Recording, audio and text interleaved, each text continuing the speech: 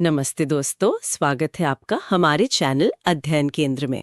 आज हमने ये बीएस नेगी पंचम संस्करण से BS Negi page by page series चलाई है, जिसमें हम आज इसके अध्याय प्रथम के पेज नंबर 13 को डिकोड करेंगे जी।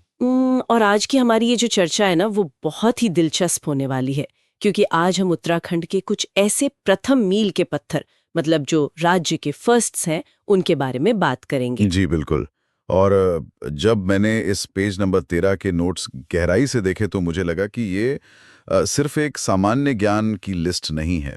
अच्छा, तो और क्या है ये? देखिए, ये पन्ना हमें दिखाता है कि उत्तराखंड कैसे अपनी जो पुरानी परंपराएं हैं जी। और अपनी जो संस्कृति है उसको बचाते हुए आज की आधुनिकता और तकनीक को भी गले लगा रहा है। हाँ, एकदम सही कहा आपने। मतलब एक तरफ हम देखते हैं कि राज्य अपनी सदियों पुरानी योग नीति लागू कर रहा है और दूसरी ही तरफ एक पूरी तरह से डिजिटल ई कैबिनेट की बैठक भी हो रही है। हाँ, यही तो इस पेज की सबसे खास बात है कि हम सिर्फ ये नहीं जानेंगे कि क्या प्रथम था, बल्कि उसके पीछे के क्यों को भी समझेंगे। तो चलिए सबसे पहले शासन और नीतियों की ही बात कर लेते हैं। इन नोट्स में 2020 की कुछ बहुत ही महत्वपूर्ण घोषणाओं का जिक्र है। जी, मुख्यमंत्री स्वरोजगार योजना का जिक्र है इसमें। हाँ, जो 28 मई 2020 को शुरू हुई थी और उसी साल महज ₹1 में पेयजल कनेक्शन देने की भी एक ऐतिहासिक घोषणा हुई थी। पर मैं ये सोच रही थी कि 2020 में तो पूरी दुनिया कोविड की वजह से रुकी हुई थी। बिल्कुल। तो इन योजनाओं की उस समय इतनी जल्दी क्या थी? देखिए, अगर आप 2020 के उस माहौल को याद करें तो कोरोना महामारी के कारण पहाड़ों की तरफ एक बहुत बड़ा रिवर्स माइग्रेशन हो रहा था। मतलब लोग शहरों से वापस अपने गांवों की तरफ लौट रहे थे। अच्छा, हाँ, वो तो था ही, बहुत लोग वापस आए थे। तो ऐसे में जो ये मुख्यमंत्री स्वरोजगार योजना थी ना, हम्म। वो कोई आम योजना नहीं थी। हाँ। वो उन वापस लौटे लोगों को उनके घर में ही आजीविका देने का एक बहुत ही आपातकालीन और जरूरी कदम था। अब समझी मैं। और वो जो ₹1 में पानी का कनेक्शन देने वाली बात है, जी वो भी काफी अहम लगती है। जी, वो सिर्फ एक छूट नहीं है, हाँ। क्योंकि पहाड़ों में पानी लाना हमेशा से महिलाओं के लिए बहुत ही मेहनत और थकान वाला काम रहा है। एकदम सही। ₹1 में कनेक्शन का मतलब है कि जो समाज का सबसे आखिरी व्यक्ति है, उस तक बुनियादी सुविधा आसानी से पहुंचाई जा सके। हाँ, ये बात तो पूरी तरह से तार्किक लगती है।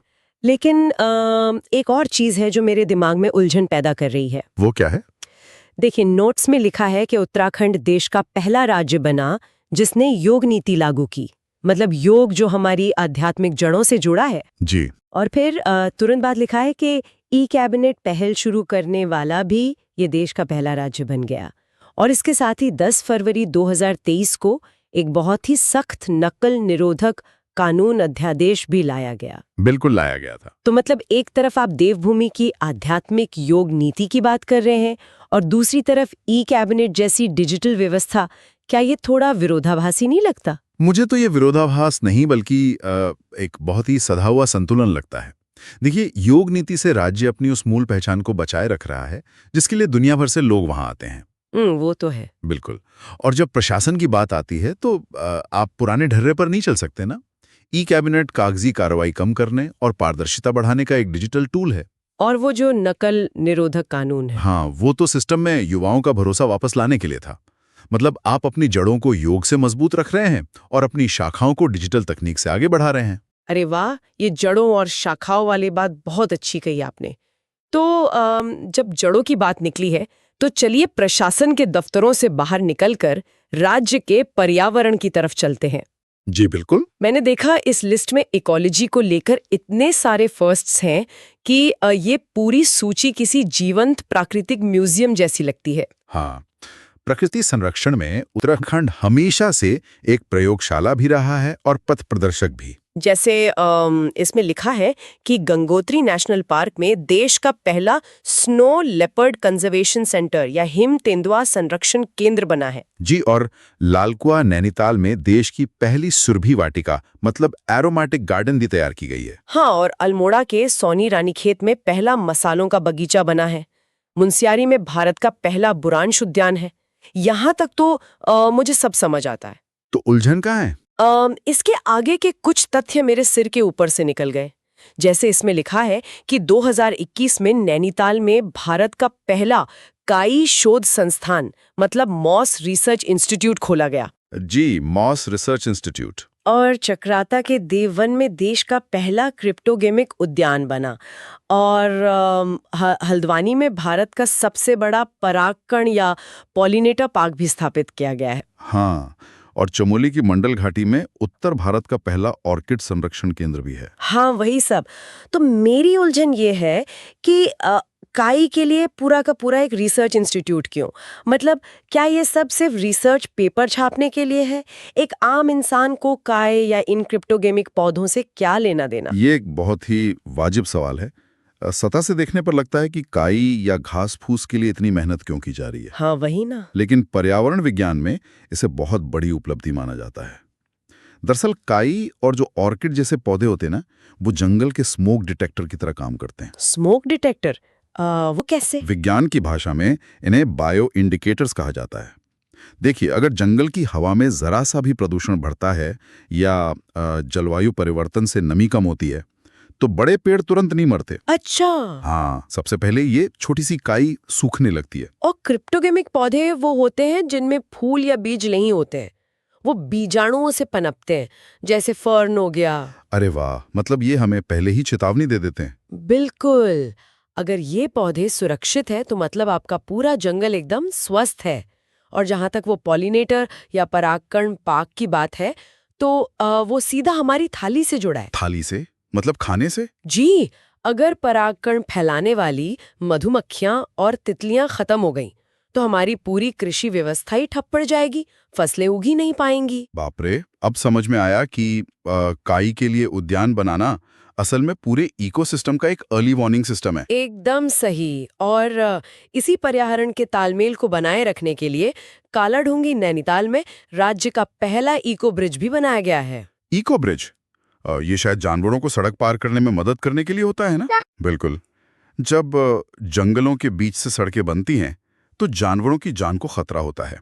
इसलिए सड़क के ऊपर एक प्राकृतिक पुल बनाया जाता है, जिस पर घास और मिट्टी होती है, ताकि जानवर सुरक्षित जंगल पार कर सकें। ये तो बहुत ही शानदार सोच है।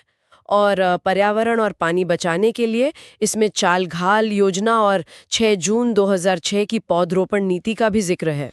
हाँ, ये चाल-खाल योजना एक बहुत ही कमाल की प्राचीन जल संरक्षण तकनीक है। हाँ, इसका नाम काफी पारंपरिक सा लगता है। ये काम कैसे करती है? देखिए, पहाड़ों में बारिश का पानी ढलानों से बहुत तेजी से बहकर नीचे चला जाता है। तो ढलानों पर छोटे-छोटे गड्ढे या खाइयां खोद दी जाती हैं, जिन्हें चाल-खाल कहते हैं। अच्छा, तो बारिश का पानी उनमें जमा हो जाता होगा? बिल्कुल। पानी तेजी से बहने की बजाय उन खाइयों में भर जाता है और वहां से धीरे-धीरे जमीन में रिसता है।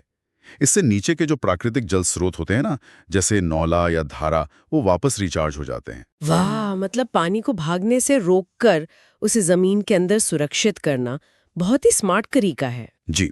लेकिन पता है, जब हम इन प्राकृतिक और पुरानी तकनीकों की बात कर रहे हैं ना, तो मुझे एक चीज बहुत हैरान कर रही है। ऐसी कौन सी चीज है? ये कि एक ही राज्य में इंफ्रास्ट्रक्चर के नाम पर दो बिल्कुल अलग दुनिया एक साथ कैसे चल रही हैं? दो अलग दुनियाओं से आपका मतलब क्या है?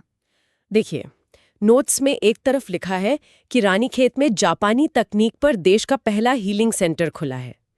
देहरादून सचिवालय में पहला हेल्थ एटीएम लगा है। जी। और पंतनगर में राज्य का पहला ग्रीनफील्ड एयरपोर्ट भी बन रहा है। हाँ, और देहरादून में पहला इंटरनेट एक्सचेंज और ड्रोन एप्लीकेशन ट्रेनिंग सेंटर भी शुरू हो गया है।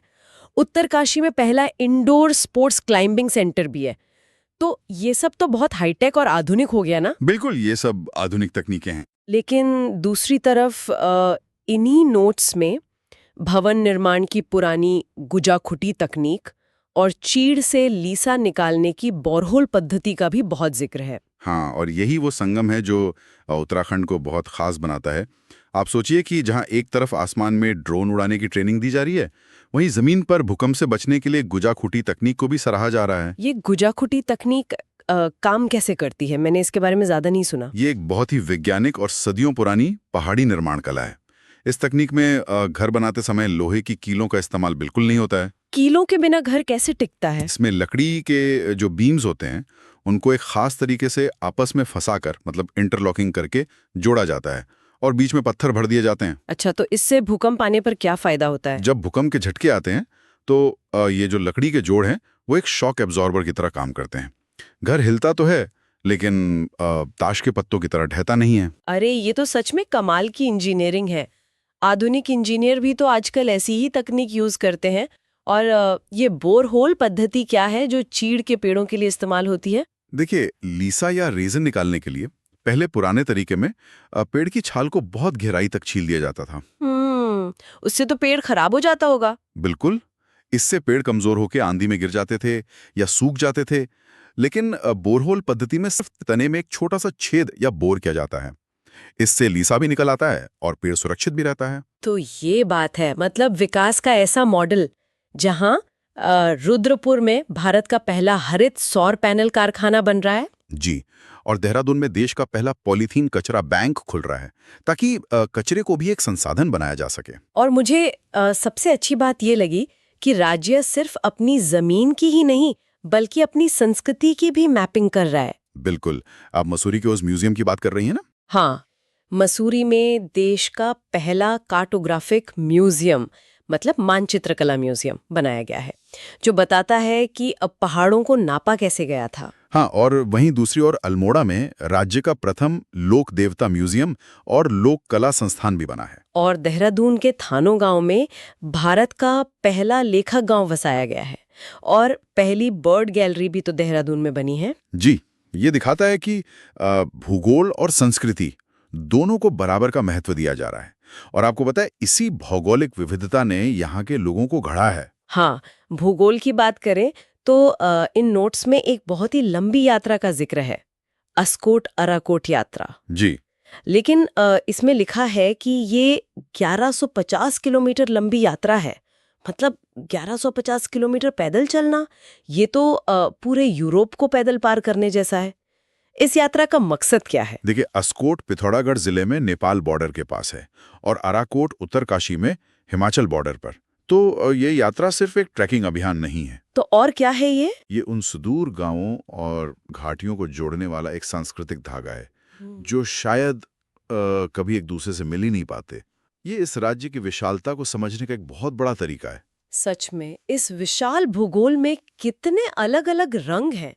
जैसे कुमाऊं क्षेत्र का पहला नगर चंपावत है जो अदरक बीज उत्पादन का भी एक बड़ा केंद्र है। जी, और वो जो पहाड़ों के ऊपर विशाल घास के मैदान होते हैं जिन्हें बुग्याल कहते हैं।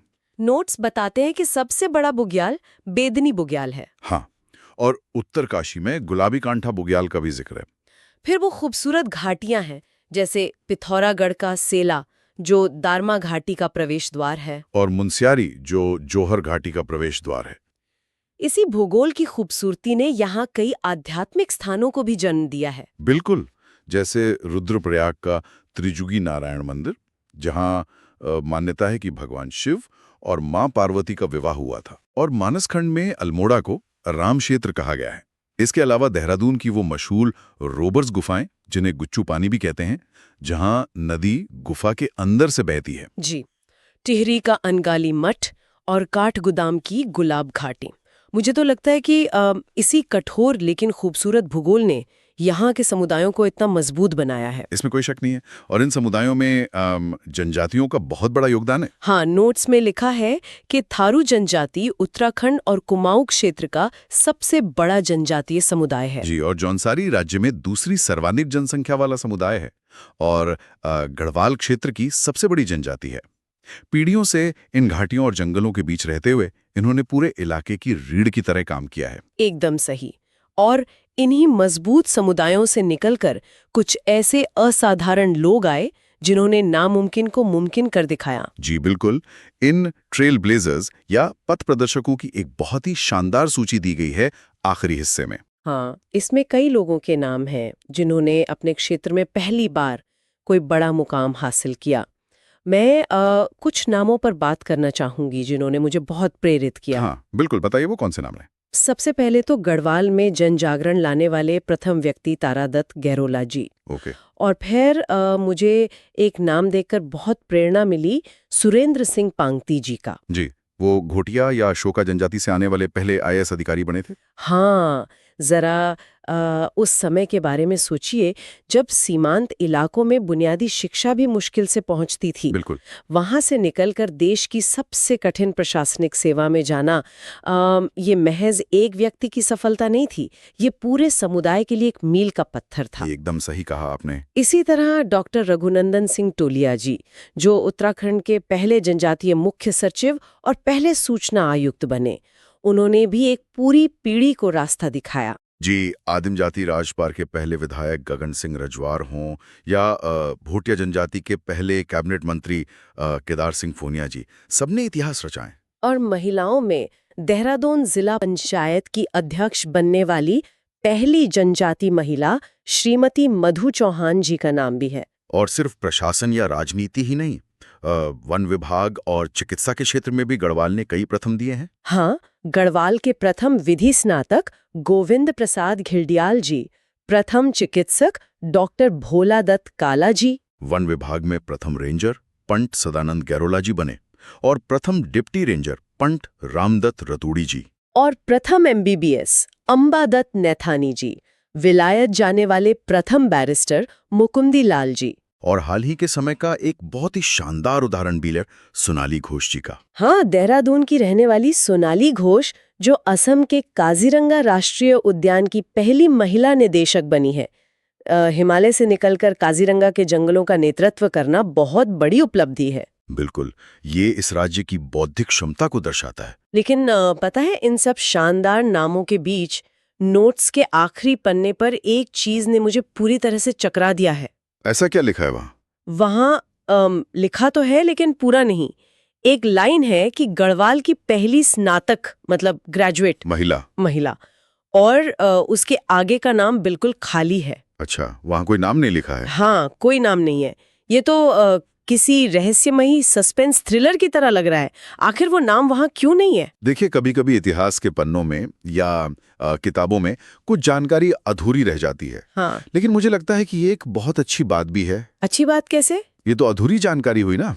क्योंकि ये खाली जगह हमें सिर्फ एक पाठक बने रहने से रोकती है।